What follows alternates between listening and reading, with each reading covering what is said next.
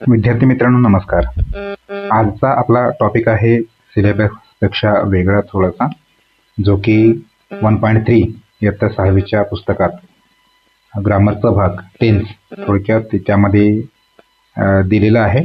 Simple present tense याविषयी आपण माहिती घेणार आहोत. पण तत्पूर्वी आपल्याला काळाचे 3 प्रकार माहीत असणे आवश्यक आहे, म्हणून इथे ऑलरेडी मी लिहिलेले आहेत.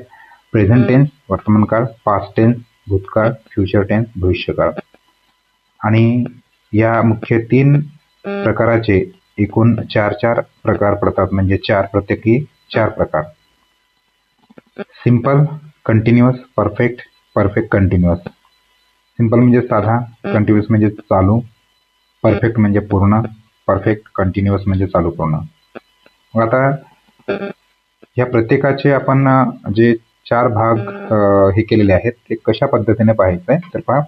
पहिल्यांदा सिंपलच शब्द घ्यायचा आहे पहिल्यांदा, म्हणजे simple present tense, simple past tense, simple future tense, म्हणजे साधा वर्तमान काळ, साधा भूतकाळ, साधा भविष्यकाळ.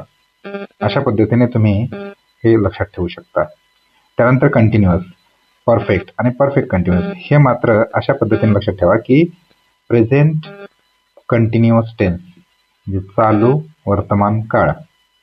मग त्याच पद्धतीने past continuous tense, future continuous tense. आता परफेक्ट, प्रेझेंट परफेक्ट टेन्स म्हणजे पूर्ण वर्तमान काळ, पास्ट परफेक्ट टेन्स पूर्ण भूतकाळ, फ्युचर परफेक्ट टेन्स पूर्ण भविष्यकाळ. प्रेझेंट परफेक्ट कंटिन्युअस टेन्स चालू पूर्ण वर्तमान काळ, past perfect continuous tense, future perfect continuous tense. अशा पद्धतीने तुम्हाला हे थोडक्यात लक्षात ठेवावं लागेल. पण आता हे सिंपल प्रेझेंट टेन्स पाहण्याआधी तुम्हाला काही गोष्टी लक्षात ठेवाव्या लागतील, म्हणून हे सुद्धा इथे मी लिहून ठेवलेले आहेत, जे की अत्यंत महत्वाचे आहेत. बघा, पर्सनल प्रोनाउन्स, व्यक्तिवाचक सर्वनामे किंवा पुरुषवाचक सर्वनामे. सिंग्युलर आणि प्लुरल. सिंग्युलर म्हणजे एकवचन आणि प्लुरल म्हणजे अनेकवचन. I, you, he, she, it आणि कुठलेही नाव थर्ड पर्सन म्हणतात. आयचा जो प्लुरल आहे वी. आय म्हणजे मी एकट्यासाठी, वी म्हणजे आम्ही अनेकांसाठी. समजा अनेक मुलं असतील तर वी म्हणायचंय आणि एकट्यासाठी आय म्हणायचंय. आय मी, वी आम्ही. आपल्यासमोर एकच व्यक्ती असेल तर त्यासाठी यू वापरतो आपण, आणि अनेक जरी असतील तर त्यासाठी सुद्धा यू वापरतो, तू आणि तुम्ही. आणि आपल्यासमोर एखादी व्यक्ती आहे, त्याला तिसऱ्या विषयी सांगायचंय, त्यावेळेला ही म्हणजे तो म्हणतो आपण, शी म्हणजे ती, इट म्हणजे ते, किंवा एखाद्याचं नाव घेऊन, कोणाचंही नाव घेऊन आपण समोरच्या व्यक्तीला सांगत असतो. ठीक आहे. तर याचंच प्लुरल तिन्हीचंही, ही, शी, इट याचं प्लुरल आहे दे म्हणजे ते, त्या, ती. ठीक आहे. हे थोडक्यात चार्ट लक्षात ठेवा. आता इथे पण हे पण लक्षात ठेवायचं आहे. आय आणि वी हे फर्स्ट पर्सन म्हणतात. जेव्हा आपण स्वतः बोलतो आय म्हणतो आपण, समोरच्या व्यक्तीला जेव्हा बोलतो आपण यू म्हणतो आपण, म्हणजे सेकंड पर्सन. हा आपण म्हणजे स्वतः, किंवा आम्ही म्हणजे वी म्हणजे आम्ही फर्स्ट पर्सन झालो आपण, आणि सेकंड पर्सन म्हणजे आपल्या समोर जी व्यक्ती असेल, एक असेल किंवा अनेक असतील, ते सेकंड पर्सन असतील. आणि थर्ड पर्सन म्हणजे जेव्हा आपण स्वतः सेकंड पर्सनला बोलतो आणि तिसऱ्या व्यक्तीबद्दल बोलतोय, तेव्हा ही, शी, इट म्हणजे थर्ड पर्सन, आणि ह्याचंच प्लुरल अनेकांविषयी दे. उदाहरणामध्ये तुमच्या समोर एखादा मुलगा आहे, त्यावेळेला ही म्हणतो, यू म्हणतो आपण. ठीक आहे. आणि त्या यू म्हणजे समोरच्या व्यक्तीला जेव्हा बोलतो आपण, तेव्हा आपल्या ठिकाणी तिथे नसेल किंवा दुसऱ्याचं नाव घेतो आपण, तो तिथे गेला होता, तिथे आला होता, अशा पद्धतीने तिसऱ्या विषयी बोलतो तेव्हा थर्ड पर्सन. हे सिंग्युलर आणि थर्ड पर्सन हे प्लुरल. हेही चार्ट लक्षात ठेवा. त्यानंतर सेंटेन्स स्ट्रक्चर थोडक्यात दिलेलं आहे. SVO, सब्जेक्ट म्हणजे कर्ता, व्ही मीन्स वर्ब, क्रियापद, ओ मीन्स ऑब्जेक्ट, कर्म. ठीक आहे. आता आपण जाऊया सिंपल प्रेझेंट टेन्स.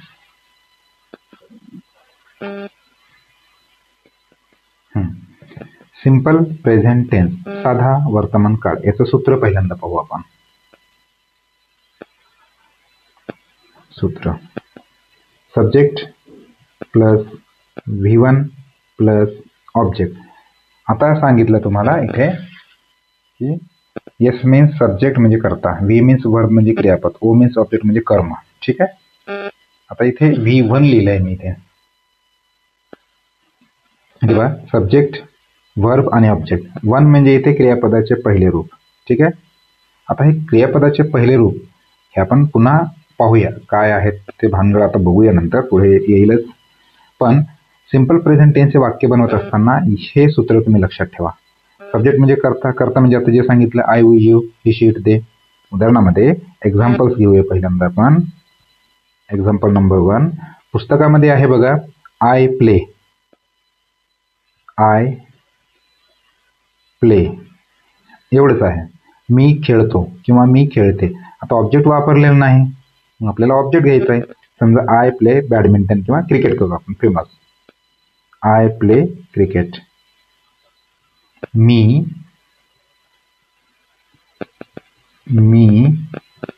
क्रिकेट खेळतो किंवा खेळते. खेळतो किंवा खेळते. म्हणजे बघा, सब्जेक्ट आय, प्ले हे वर्ब क्रियापदाचे पहिले रूप आहे आणि क्रिकेट हे ऑब्जेक्ट आहे. अशा पद्धतीने वाक्य बनत असतात.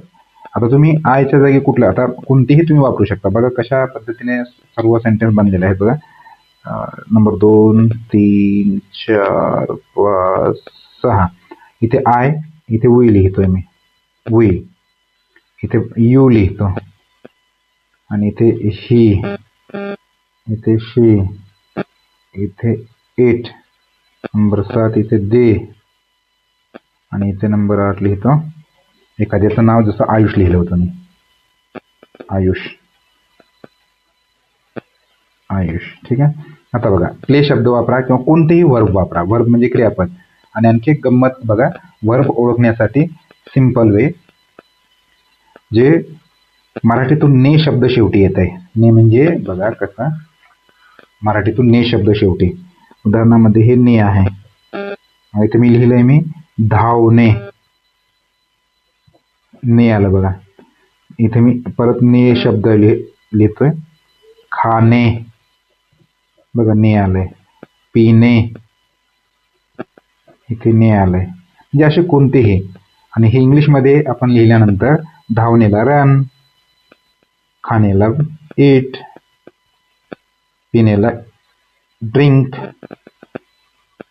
त्याच पद्धतीने खेळणे, ने आलं बघा. प्ले, हे सर्व क्रियापदाचे पहिले रूप आहेत. अशा पद्धतीने आपल्याला लक्षात ठेवता येत आहे. ठीक आहे. आता हे परत इकडे येऊ आपण.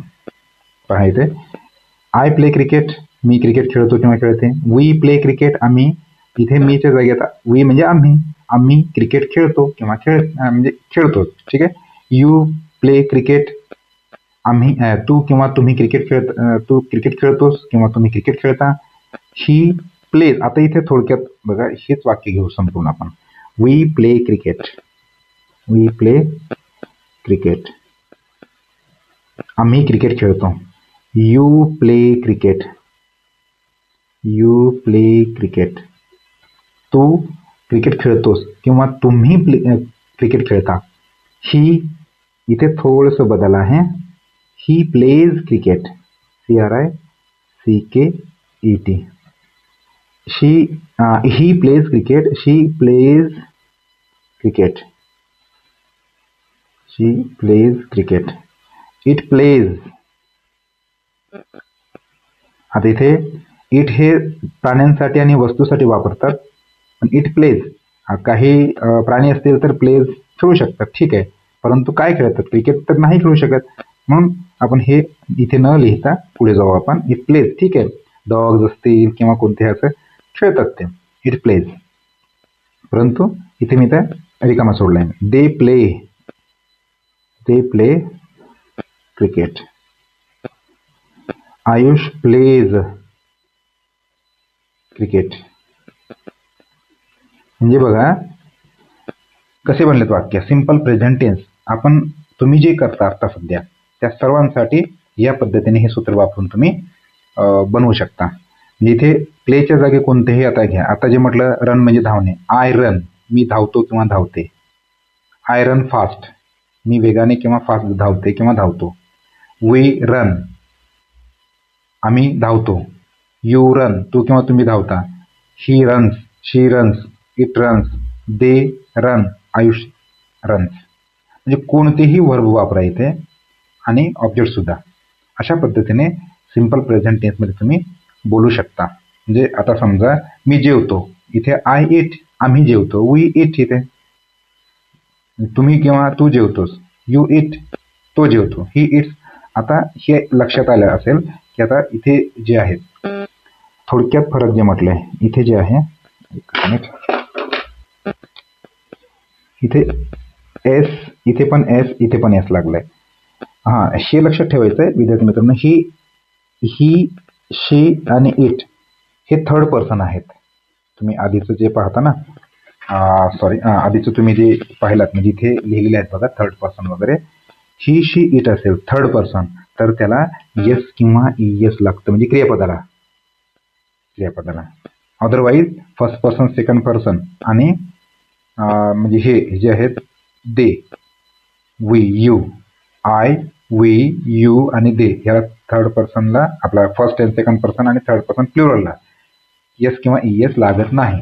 म्हणून हे लक्षात ठेवावं लागेल तुम्हाला की येस, इथे जे येस आहे ही, शी, इट असेल तरच, किंवा एखाद्याचं नाव असेल तर येस किंवा इएस लागते क्रियापदाला. आता क्रियापद कसं ओळखायचं हे तुम्हाला सांगितलं. मग अशाच पद्धतीने तुम्ही वाक्य बनवू शकता सिंपल याच्यामध्ये. ठीक आहे. सिंपल प्रेझेंट टेन्स आज आपण पाहिलो, अगदी सिंपल मध्येच पाहिलं आपण, साध्या ह्याच्यामध्येच पाहिलं.